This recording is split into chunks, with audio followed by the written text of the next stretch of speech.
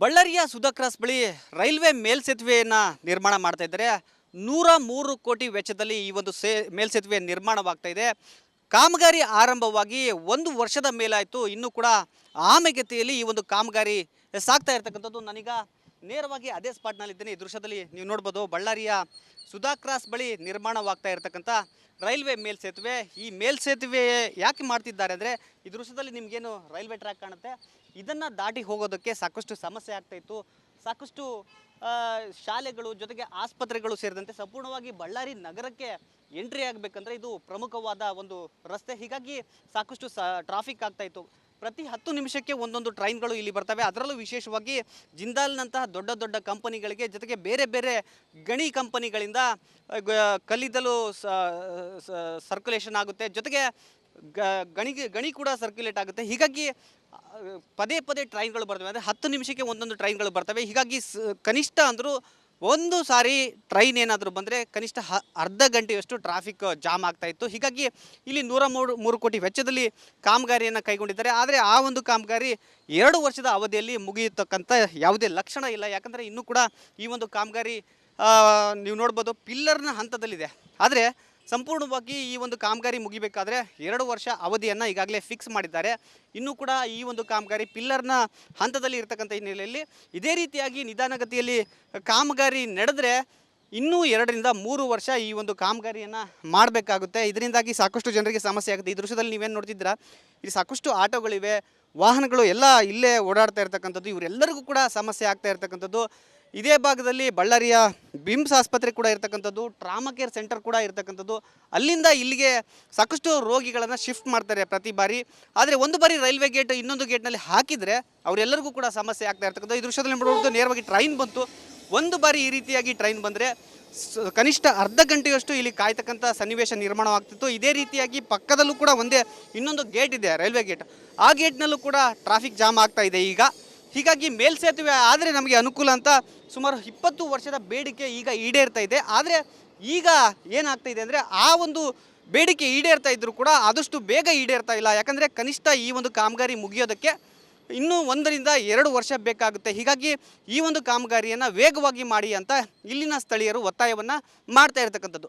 Camera person Siddu ಜೊತೆ ರೇಣುಕರಾಧ್ಯ, republic Kannada, ಬಳ್ಳಾರಿಯ Sudha cross ಬಳಿ ರೈಲ್ವೆ ಮೇಲ್ಸೇತುವೆಯನ್ನು ನಿರ್ಮಾಣ ಮಾಡ್ತಾ ಇದ್ದಾರೆ.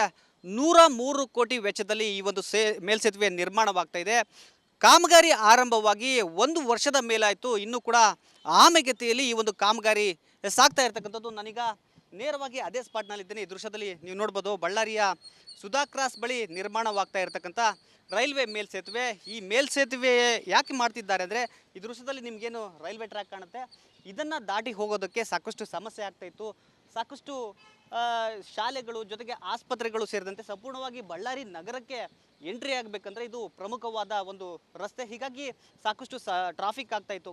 ಪ್ರತಿ 10 ನಿಮಿಷಕ್ಕೆ ಒಂದೊಂದು ಟ್ರೈನ್ಗಳು ಇಲ್ಲಿ ಬರ್ತವೆ. ಅದರಲ್ಲೂ ವಿಶೇಷವಾಗಿ ಜಿಂದಾಲ್ನಂತಹ ದೊಡ್ಡ ದೊಡ್ಡ ಕಂಪನಿಗಳಿಗೆ, ಜೊತೆಗೆ ಬೇರೆ ಬೇರೆ ಗಣಿ ಕಂಪನಿಗಳಿಂದ ಕಲ್ಲಿದ್ದಲು ಸರ್ಕ್ಯುಲೇಷನ್ ಆಗುತ್ತೆ, ಜೊತೆಗೆ ಗಣಿ ಕೂಡ ಸರ್ಕ್ಯುಲೇಟ್ ಆಗುತ್ತೆ. ಹೀಗಾಗಿ ಪದೇ ಪದೇ ಟ್ರೈನ್ಗಳು ಬರ್ತವೆ. ಅಂದರೆ 10 ನಿಮಿಷಕ್ಕೆ ಒಂದೊಂದು ಟ್ರೈನ್ಗಳು ಬರ್ತವೆ. ಹೀಗಾಗಿ ಕನಿಷ್ಠ ಅಂದರೂ ಒಂದು ಸಾರಿ ಟ್ರೈನ್ ಏನಾದರೂ ಬಂದರೆ ಕನಿಷ್ಠ ಅರ್ಧ ಗಂಟೆಯಷ್ಟು ಟ್ರಾಫಿಕ್ ಜಾಮ್ ಆಗ್ತಾಯಿತ್ತು. ಹೀಗಾಗಿ ಇಲ್ಲಿ 103 ಕೋಟಿ ವೆಚ್ಚದಲ್ಲಿ ಕಾಮಗಾರಿಯನ್ನು ಕೈಗೊಂಡಿದ್ದಾರೆ. ಆದರೆ ಆ ಒಂದು ಕಾಮಗಾರಿ 2 ವರ್ಷದ ಅವಧಿಯಲ್ಲಿ ಮುಗಿಯತಕ್ಕಂಥ ಯಾವುದೇ ಲಕ್ಷಣ ಇಲ್ಲ. ಯಾಕಂದರೆ ಇನ್ನೂ ಕೂಡ ಈ ಒಂದು ಕಾಮಗಾರಿ ನೀವು ನೋಡ್ಬೋದು ಪಿಲ್ಲರ್ನ ಹಂತದಲ್ಲಿದೆ. ಆದರೆ ಸಂಪೂರ್ಣವಾಗಿ ಈ ಒಂದು ಕಾಮಗಾರಿ ಮುಗಿಬೇಕಾದ್ರೆ 2 ವರ್ಷ ಅವಧಿಯನ್ನು ಈಗಾಗಲೇ ಫಿಕ್ಸ್ ಮಾಡಿದ್ದಾರೆ. ಇನ್ನೂ ಕೂಡ ಈ ಒಂದು ಕಾಮಗಾರಿ ಪಿಲ್ಲರ್ನ ಹಂತದಲ್ಲಿ ಇರತಕ್ಕಂಥ ಹಿನ್ನೆಲೆಯಲ್ಲಿ ಇದೇ ರೀತಿಯಾಗಿ ನಿಧಾನಗತಿಯಲ್ಲಿ ಕಾಮಗಾರಿ ನಡೆದರೆ ಇನ್ನೂ 2 ರಿಂದ 3 ವರ್ಷ ಈ ಒಂದು ಕಾಮಗಾರಿಯನ್ನು ಮಾಡಬೇಕಾಗುತ್ತೆ. ಇದರಿಂದಾಗಿ ಸಾಕಷ್ಟು ಜನರಿಗೆ ಸಮಸ್ಯೆ ಆಗುತ್ತೆ. ಈ ದೃಶ್ಯದಲ್ಲಿ ನೀವೇನು ನೋಡ್ತಿದ್ದೀರಾ, ಇಲ್ಲಿ ಸಾಕಷ್ಟು ಆಟೋಗಳಿವೆ, ವಾಹನಗಳು ಎಲ್ಲ ಇಲ್ಲೇ ಓಡಾಡ್ತಾ ಇರ್ತಕ್ಕಂಥದ್ದು. ಇವರೆಲ್ಲರಿಗೂ ಕೂಡ ಸಮಸ್ಯೆ ಆಗ್ತಾ ಇರ್ತಕ್ಕಂಥದ್ದು. ಇದೇ ಭಾಗದಲ್ಲಿ ಬಳ್ಳಾರಿಯ ಬಿಮ್ಸ್ ಆಸ್ಪತ್ರೆ ಕೂಡ ಇರ್ತಕ್ಕಂಥದ್ದು, ಟ್ರಾಮಾ ಕೇರ್ ಸೆಂಟರ್ ಕೂಡ ಇರ್ತಕ್ಕಂಥದ್ದು. ಅಲ್ಲಿಂದ ಇಲ್ಲಿಗೆ ಸಾಕಷ್ಟು ರೋಗಿಗಳನ್ನು ಶಿಫ್ಟ್ ಮಾಡ್ತಾರೆ ಪ್ರತಿ ಬಾರಿ. ಆದರೆ ಒಂದು ಬಾರಿ ರೈಲ್ವೆ ಗೇಟ್ ಇನ್ನೊಂದು ಗೇಟ್ನಲ್ಲಿ ಹಾಕಿದರೆ ಅವರೆಲ್ಲರಿಗೂ ಕೂಡ ಸಮಸ್ಯೆ ಆಗ್ತಾ ಇರ್ತಕ್ಕಂಥದ್ದು. ಈ ದೃಶ್ಯದಲ್ಲಿ ನೋಡ್ಬೋದು, ನೇರವಾಗಿ ಟ್ರೈನ್ ಬಂತು.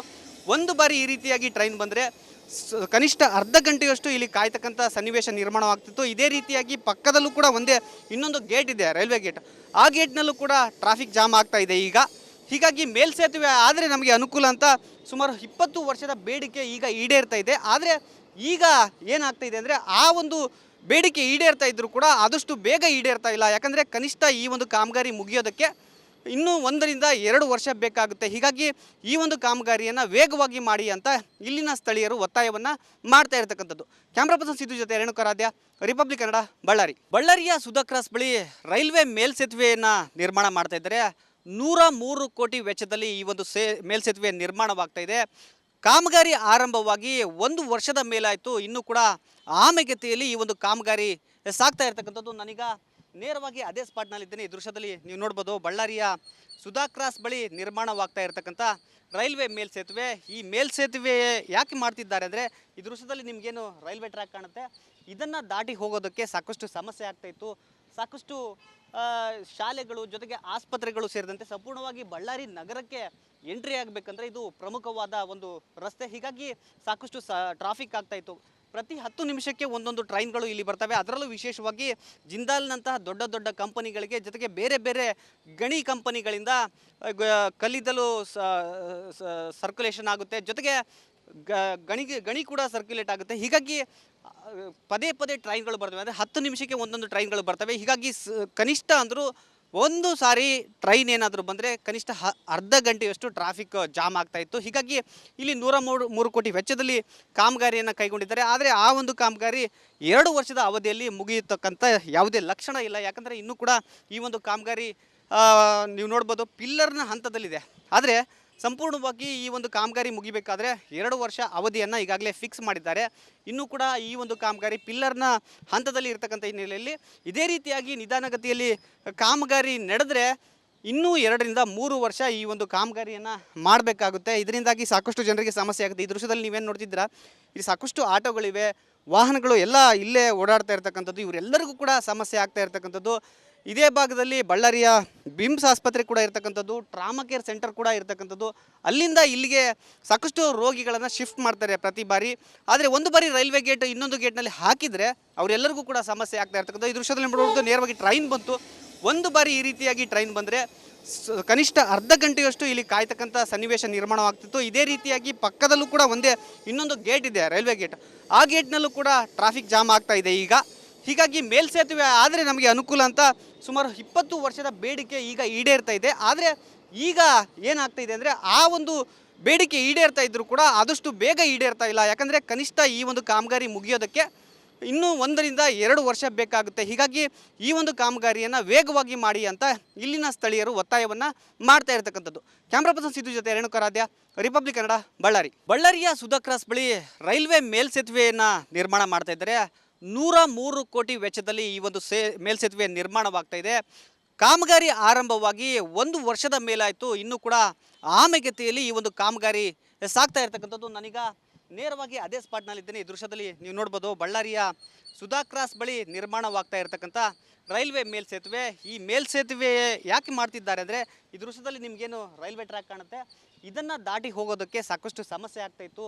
ಸಾಕಷ್ಟು ಶಾಲೆಗಳು ಜೊತೆಗೆ ಆಸ್ಪತ್ರೆಗಳು ಸೇರಿದಂತೆ ಸಂಪೂರ್ಣವಾಗಿ ಬಳ್ಳಾರಿ ನಗರಕ್ಕೆ ಎಂಟ್ರಿ ಆಗಬೇಕಂದ್ರೆ ಇದು ಪ್ರಮುಖವಾದ ಒಂದು ರಸ್ತೆ. ಹೀಗಾಗಿ ಸಾಕಷ್ಟು ಟ್ರಾಫಿಕ್ ಆಗ್ತಾಯಿತ್ತು. ಪ್ರತಿ 10 ನಿಮಿಷಕ್ಕೆ ಒಂದೊಂದು ಟ್ರೈನ್ಗಳು ಇಲ್ಲಿ ಬರ್ತವೆ. ಅದರಲ್ಲೂ ವಿಶೇಷವಾಗಿ ಜಿಂದಾಲ್ನಂತಹ ದೊಡ್ಡ ದೊಡ್ಡ ಕಂಪನಿಗಳಿಗೆ, ಜೊತೆಗೆ ಬೇರೆ ಬೇರೆ ಗಣಿ ಕಂಪನಿಗಳಿಂದ ಕಲ್ಲಿದ್ದಲು ಸರ್ಕ್ಯುಲೇಷನ್ ಆಗುತ್ತೆ, ಜೊತೆಗೆ ಗಣಿ ಕೂಡ ಸರ್ಕ್ಯುಲೇಟ್ ಆಗುತ್ತೆ. ಹೀಗಾಗಿ ಪದೇ ಪದೇ ಟ್ರೈನ್ಗಳು ಬರ್ತವೆ. ಅಂದರೆ 10 ನಿಮಿಷಕ್ಕೆ ಒಂದೊಂದು ಟ್ರೈನ್ಗಳು ಬರ್ತವೆ. ಹೀಗಾಗಿ ಕನಿಷ್ಠ ಅಂದರೂ ಒಂದು ಸಾರಿ ಟ್ರೈನ್ ಏನಾದರೂ ಬಂದರೆ ಕನಿಷ್ಠ ಅರ್ಧ ಗಂಟೆಯಷ್ಟು ಟ್ರಾಫಿಕ್ ಜಾಮ್ ಆಗ್ತಾಯಿತ್ತು. ಹೀಗಾಗಿ ಇಲ್ಲಿ 103 ಕೋಟಿ ವೆಚ್ಚದಲ್ಲಿ ಕಾಮಗಾರಿಯನ್ನು ಕೈಗೊಂಡಿದ್ದಾರೆ. ಆದರೆ ಆ ಒಂದು ಕಾಮಗಾರಿ 2 ವರ್ಷದ ಅವಧಿಯಲ್ಲಿ ಮುಗಿಯತಕ್ಕಂಥ ಯಾವುದೇ ಲಕ್ಷಣ ಇಲ್ಲ. ಯಾಕಂದರೆ ಇನ್ನೂ ಕೂಡ ಈ ಒಂದು ಕಾಮಗಾರಿ ನೀವು ನೋಡ್ಬೋದು ಪಿಲ್ಲರ್ನ ಹಂತದಲ್ಲಿದೆ. ಆದರೆ ಸಂಪೂರ್ಣವಾಗಿ ಈ ಒಂದು ಕಾಮಗಾರಿ ಮುಗಿಬೇಕಾದ್ರೆ 2 ವರ್ಷ ಅವಧಿಯನ್ನು ಈಗಾಗಲೇ ಫಿಕ್ಸ್ ಮಾಡಿದ್ದಾರೆ. ಇನ್ನೂ ಕೂಡ ಈ ಒಂದು ಕಾಮಗಾರಿ ಪಿಲ್ಲರ್ನ ಹಂತದಲ್ಲಿ ಇರತಕ್ಕಂಥ ಹಿನ್ನೆಲೆಯಲ್ಲಿ ಇದೇ ರೀತಿಯಾಗಿ ನಿಧಾನಗತಿಯಲ್ಲಿ ಕಾಮಗಾರಿ ನಡೆದರೆ ಇನ್ನೂ 2 ರಿಂದ 3 ವರ್ಷ ಈ ಒಂದು ಕಾಮಗಾರಿಯನ್ನು ಮಾಡಬೇಕಾಗುತ್ತೆ. ಇದರಿಂದಾಗಿ ಸಾಕಷ್ಟು ಜನರಿಗೆ ಸಮಸ್ಯೆ ಆಗುತ್ತೆ. ಈ ದೃಶ್ಯದಲ್ಲಿ ನೀವೇನು ನೋಡ್ತಿದ್ದೀರಾ, ಇಲ್ಲಿ ಸಾಕಷ್ಟು ಆಟೋಗಳಿವೆ, ವಾಹನಗಳು ಎಲ್ಲ ಇಲ್ಲೇ ಓಡಾಡ್ತಾ ಇರ್ತಕ್ಕಂಥದ್ದು. ಇವರೆಲ್ಲರಿಗೂ ಕೂಡ ಸಮಸ್ಯೆ ಆಗ್ತಾ ಇರ್ತಕ್ಕಂಥದ್ದು. ಇದೇ ಭಾಗದಲ್ಲಿ ಬಳ್ಳಾರಿಯ ಬಿಮ್ಸ್ ಆಸ್ಪತ್ರೆ ಕೂಡ ಇರ್ತಕ್ಕಂಥದ್ದು, ಟ್ರಾಮಾ ಕೇರ್ ಸೆಂಟರ್ ಕೂಡ ಇರ್ತಕ್ಕಂಥದ್ದು. ಅಲ್ಲಿಂದ ಇಲ್ಲಿಗೆ ಸಾಕಷ್ಟು ರೋಗಿಗಳನ್ನು ಶಿಫ್ಟ್ ಮಾಡ್ತಾರೆ ಪ್ರತಿ ಬಾರಿ. ಆದರೆ ಒಂದು ಬಾರಿ ರೈಲ್ವೆ ಗೇಟ್ ಇನ್ನೊಂದು ಗೇಟ್ನಲ್ಲಿ ಹಾಕಿದರೆ ಅವರೆಲ್ಲರಿಗೂ ಕೂಡ ಸಮಸ್ಯೆ ಆಗ್ತಾ ಇರ್ತಕ್ಕಂಥದ್ದು. ಈ ದೃಶ್ಯದಲ್ಲಿ ನೋಡಬಹುದು, ನೇರವಾಗಿ ಟ್ರೈನ್ ಬಂತು. ಒಂದು ಬಾರಿ ಈ ರೀತಿಯಾಗಿ ಟ್ರೈನ್ ಬಂದರೆ ಕನಿಷ್ಠ ಅರ್ಧ ಗಂಟೆಯಷ್ಟು ಇಲ್ಲಿ ಕಾಯ್ತಕ್ಕಂಥ ಸನ್ನಿವೇಶ ನಿರ್ಮಾಣವಾಗ್ತಿತ್ತು. ಇದೇ ರೀತಿಯಾಗಿ ಪಕ್ಕದಲ್ಲೂ ಕೂಡ ಇನ್ನೊಂದು ಗೇಟ್ ಇದೆ, ರೈಲ್ವೆ ಗೇಟ್. ಆ ಗೇಟ್ನಲ್ಲೂ ಕೂಡ ಟ್ರಾಫಿಕ್ ಜಾಮ್ ಆಗ್ತಾ ಇದೆ ಈಗ. ಹೀಗಾಗಿ ಮೇಲ್ಸೇತುವೆ ಆದರೆ ನಮಗೆ ಅನುಕೂಲ ಅಂತ ಸುಮಾರು 20 ವರ್ಷದ ಬೇಡಿಕೆ ಈಗ ಈಡೇರ್ತಾ ಇದೆ. ಆದರೆ ಈಗ ಏನಾಗ್ತಾ ಇದೆ ಅಂದರೆ ಆ ಒಂದು ಬೇಡಿಕೆ ಈಡೇರ್ತಾ ಇದ್ದರೂ ಕೂಡ ಆದಷ್ಟು ಬೇಗ ಈಡೇರ್ತಾ ಇಲ್ಲ. ಯಾಕಂದರೆ ಕನಿಷ್ಠ ಈ ಒಂದು ಕಾಮಗಾರಿ ಮುಗಿಯೋದಕ್ಕೆ ಇನ್ನೂ 1 ರಿಂದ 2 ವರ್ಷ ಬೇಕಾಗುತ್ತೆ. ಹೀಗಾಗಿ ಈ ಒಂದು ಕಾಮಗಾರಿಯನ್ನು ವೇಗವಾಗಿ ಮಾಡಿ ಅಂತ ಇಲ್ಲಿನ ಸ್ಥಳೀಯರು ಒತ್ತಾಯವನ್ನು ಮಾಡ್ತಾ ಇರತಕ್ಕಂಥದ್ದು. ಕ್ಯಾಮ್ರಾ ಪರ್ಸನ್ ಸಿದ್ದು ಜೊತೆ ರೇಣುಕರಾಧ್ಯ, ರಿಪಬ್ಲಿಕ್ ಕನ್ನಡ, ಬಳ್ಳಾರಿ.